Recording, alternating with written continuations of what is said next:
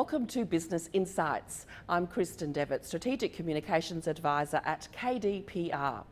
In this series, we talk to business leaders about a range of topics, including what makes them tick and what they stand for.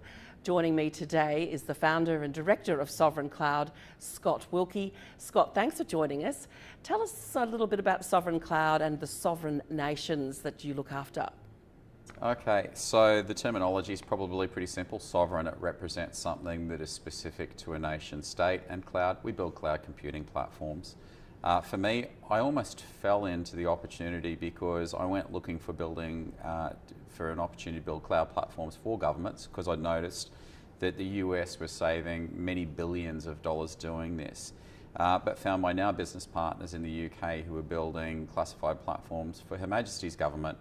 So after 5 years of experience doing that to help the UK government change, we've now created Sovereign Cloud Australia to build the similar kind of things for our government here. In terms of cybersecurity, though, it would have to be one of the biggest issues for business these days. Would you agree? Yeah, so taking our lead from the US and the UK, number one issue for national security, both in the US and the UK, cybersecurity risks, both to the nation, to business and to people.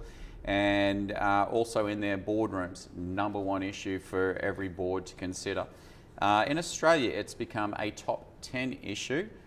It's a top 5 issue for the Australian federal government. It's a top 10 issue for Australian boardrooms, but it will very dramatically go from 7, 8, 9 up to number 2 or number 1. And in fact, I'm glad you asked, because I've just helped create the framework for the Australian Institute of Company Directors to provide a cybersecurity framework and course for directors, because it's just paramount to everything we do. What gets you out of bed every day? What do you stand for? My mission is clear. I want to be interested in this world to the day I die. So every day for me is an opportunity to be nicer than I was the day before, learn one thing that I didn't do the day before, and still be the person that my wife fell in love with 30 odd years ago. So, pretty clear. I'm sure you are.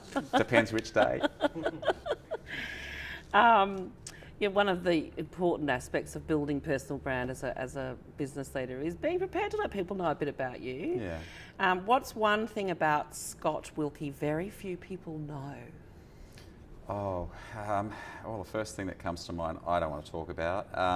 I'm going to throw something out there. I'm actually quite emotional. I get very passionate about suffering. I get very passionate about opportunity.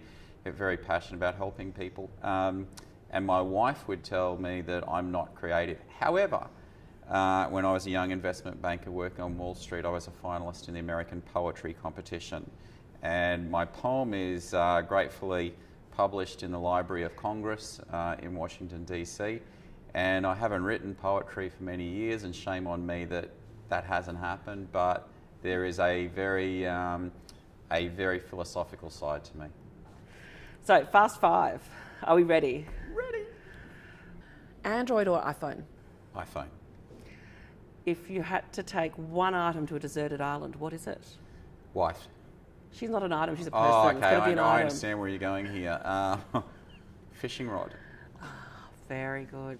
If you had one spare hour every day, how would you spend it? I would be incredibly selfish and invested in myself doing 2 things. I'd love to learn to play the guitar, and I'd love to read more philosophy. Fantastic. So you have a time machine. Do you go back or do you go forward? The future is meant to be a mystery. I don't think we're meant to control it, so I'd go back in time. Where would you go? Whoa, where wouldn't I go? I would want to observe some of the great moments in history, and but also there's that little piece of you that would love to be the fly on the wall as Churchill sat in his bunker as the V2s rained down, and just understand what the man was actually thinking rather than, you know, the recorded history. It would be, I think, those kinds of moments. History is wonderful, but you know, you're only getting one perspective of it. What do you want to do when you grow up? Everything. Everything. The world is too fascinating a place. I don't know what's going to happen in 5 years, let alone 10 years. I think it was Isaac Asimov who said the great skill of the future and this has been endorsed by everyone from Bill Gates through to President Obama. The great skill of the future is the ability to unlearn and relearn constantly. I want to find those things that right now I hold dear and learn that there's simply a different way or a better way. I don't know what retirement is. My mother's just retired again at the age of 82. I want to work until I am physically and mentally incapable, because that's part of engaging with society. Yeah.